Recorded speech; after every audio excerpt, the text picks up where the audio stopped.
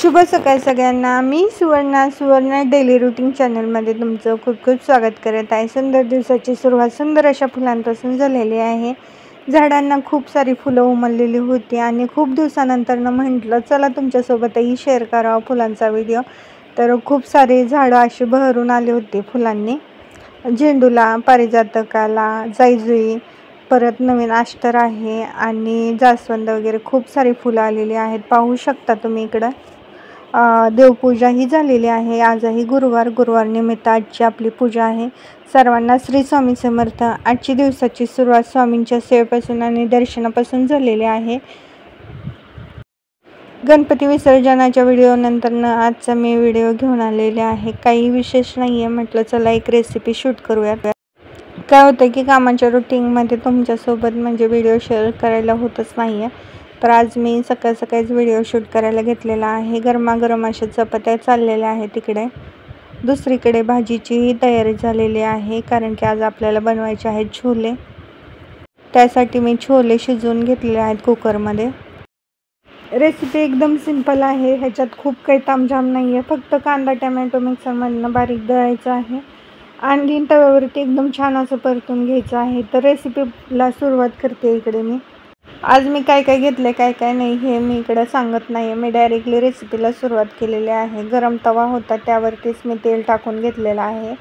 ह्याच्यामध्ये डायरेक्टली तुम्ही जर गरम तेलामध्ये जर तिखट टाकायला जाताल तर ठसका उठेल। ह्याच्यामध्ये आपण अगोदरती खडे मसाले वापरणार आहोत, जे की तमालपत्र आहे, मिरे आहे आणि बहुतेक लवंग आहे आणि कांद्याची जी पेस्ट आहे मिक्सरमध्ये वाटलेली ती वापरलेली आहे। तुम्ही इकडं बारीक चिरलेला कांदाही वापरू शकता।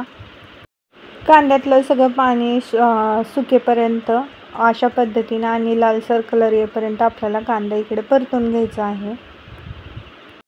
मी कोणतेही मसाले न वापरता म्हणजे झटपट असे टिफिनला पण भाज्या वगैरे तिखट मीठ जरी टाकून दिलं ना ते एकदम चांगलंच होतं आणि आयुषलाही फार आवडतात त्या गोष्टी, म्हणजे पटकन मम्मी करून देते। आत्ता जी ही भाजी बनवली आहे त्याची आवडीचीच आहे। तर कांदा चांगला टोमॅटो लाल व्हायला लागला ना तर त्याच्यामध्ये मी थोडंसं घरामधलंच अद्रक लसूणची पेस्ट जी वाटून ठेवलेली ती टाकून घेत आहे इकडे। आता बाजारात छोले मसाला पण भेटायला लागला आहे किंवा चना मसाल्याची ही मसाल्याची पुडी भेटायला लागली आहे, पण मी ते काही आणत नाही आहे, कारण की इतकी गडबड पाठीमागे असते आणि मसाले कधी शोधत बसायचे आणि कधी टाकत बसायचं त्याला वेळच नाही पुरत। त्याच्यामुळं मग मी ते काही न टाकता सुद्धा भाज्या छान होतात। मग म्हटलं चला तुमच्यासोबत ती भाजी शेअर करूयात। याच्या जागेवरती कांद्याची पेस्ट नसती टाकली, तुम्ही कांदा चिरून टाकला असतं तरी चाललं असतं, पण मी इकडं पटकन उरकण्यासाठी कांदा एकदम मिक्सरमध्ये बारीक करून घेतला होता। त्याचबरोबर टोमॅटोची प्युरी करून घेतली होती। अगोदर कांदा अद्रक लसूण ते एकदम व्यवस्थित परतून घेतलं, त्याचा पूर्ण कच्चापणा जाऊन दिला।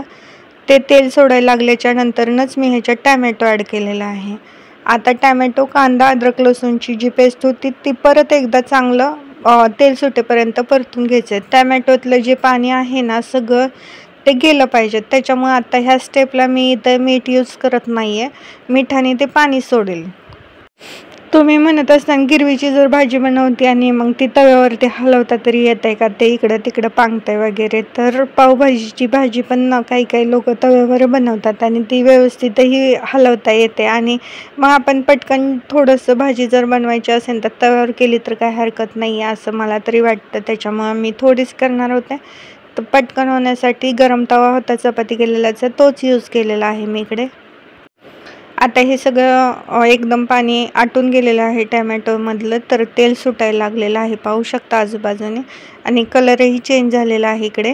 तर इकडे मी लाल तिखट हळद टाकून घेत आहे, काळा मसाला टाकत नाही आहे कारण की आपली गिरवीची भाजी आहे। जेव्हा कधी आपण कांदा लसूण किंवा टोमॅटो वगैरे कच्चं मिक्सरमध्ये वाटतो तर ज्यावेळेस आपण भाजी करताना ना ते एकदम इतकं असं भाजून घ्यायचं की त्याचा कच्चापणा पूर्ण गेला पाहिजेत, किंवा तुम्ही ते चिरून वगैरे टाकत असताना तर तेव्हाही त्याचा कच्चापणा पूर्ण गेला पाहिजे, तेव्हाच तुमची भाजी टेस्टी होणार आहे, त्याशिवाय टेस्टी होणार नाही आहे। तुम्ही म्हणत असताना कोणते मसाले वगैरे वापरून जर भाजी टेस्टी असेल हे कधीही शक्य नाही आहे बरं का. होतात काही काही भाज्या नॉनव्हेजच्या वगैरे असतात, त्याच्यात काय असतं माहीत नाही. पण जे आपण घरगुती आपण एफर्ट्स घालून जर जास्त थोडा वेळ त्याला परतून दिलं, शिजून दिलं, भाजून दिलं तर ते एकदम अतिशय छान होतं. तर इकडं मसाला परतून झालेला आहे आणि तुम्हाला जवळून दाखवते याचा कलर कसं झालेला आहे. ह्याच्यामध्ये आता मी मीठ टाकून घेते आहे चवीनुसार. लग्न झालं होतं त्यावेळेस आमच्या इथं जुना वाडा होता. जुन्या वाड्यामध्ये आम्ही चुलीवर स्वयंपाक करायचो आणि भाकरी झाल्याच्यानंतर सुकी कोरडी गवारीची शेंग म्हणा, बेसन म्हणा किंवा बटाट्याची चकल्या वगैरे ते तव्यावरतीच आम्ही मस्तपैकी असे फ्राय बनवायचो. ते एकदम छान लागायचं, टेस्टी लागायचं. पण आता हे सगळं म्हणजे कमी कमी होत गेलं. आता फक्त गॅसवरती असंच काहीतरी कधीतरी शॉर्टकटमध्ये किंवा थोडंसं जर बनवायचं असेल तरच तव्यावरती बनवतो, नाही तर खूप कमी झालं आहे तव्यावरती असं बनवणं बरं का.